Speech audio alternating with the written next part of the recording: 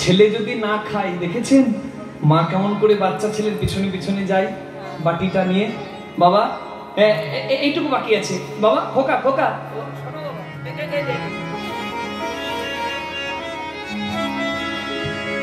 ছেলে দৌড়াচ্ছে, মা পিছু পিছু বাটিটা নিয়ে, খাবারের থালা নিয়ে, এইটুকু খেয়ে নে বাবা।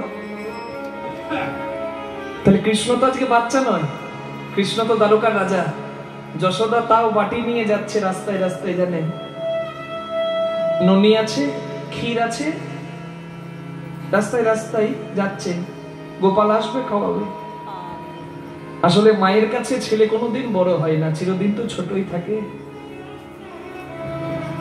কৃষ্ণময়, কৃষ্ণ যার ভিতরে বাহিরে, যাহা যাহা কৃষ্ণ, যাহা যাহা নেত্র পড়ে তাহা কৃষ্ণ স্ফুরে। যার ভেতরে ভগবান আছে মা, সে যেদিকে তাকায় সেদিকে ভগবান দেখে, মন্দিরেই তাকে ভগবান দেখতে হয় না। যশোদার গোপাল প্রাণ, যেদিকে তাকাই গোপাল দেখে। একটা কাঁটার গাছ রাস্তার পাশে ছিল, সেই কাঁটার গাছটা কালো, কৃষ্ণ কালো। ওই কাঁটার গাছটার কাছে গিয়ে বলছে, ওরে আমার চাঁদ মানিক রে, একবার মা বল।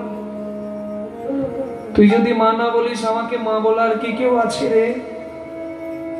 তুই মা না বললে আমি তোকে ছাড়বো না, একবার ভুল করেছি আর করবো না।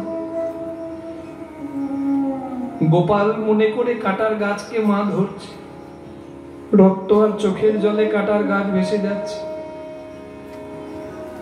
নারদ মুনি দেখে আর থাকতে পারলো না, ডাক দিচ্ছে, মা ছেড়ে দাও, তোমার গোপাল নয়। নারদের মুখে মা ডাক শুনতে পেয়ে মা যশোদা কাঁটার গাছকে ছেড়ে দিয়েছে। আর ওই ডাকটা শুনে নারদের দিকে যাচ্ছে এগিয়ে, বলে, এতদিন পর আমাকে মা বলে ডাকলে, তুই কে এলি বাবা?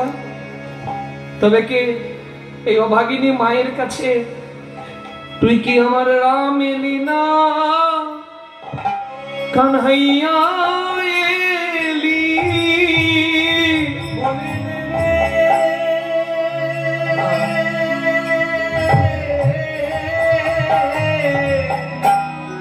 তুই আমার রাম এলি না, আমার কানহাইয়া এলি।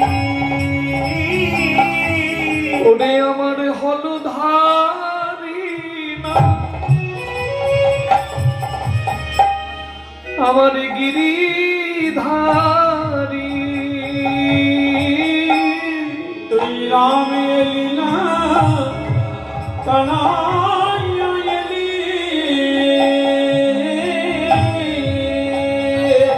ওরে হলধারি না,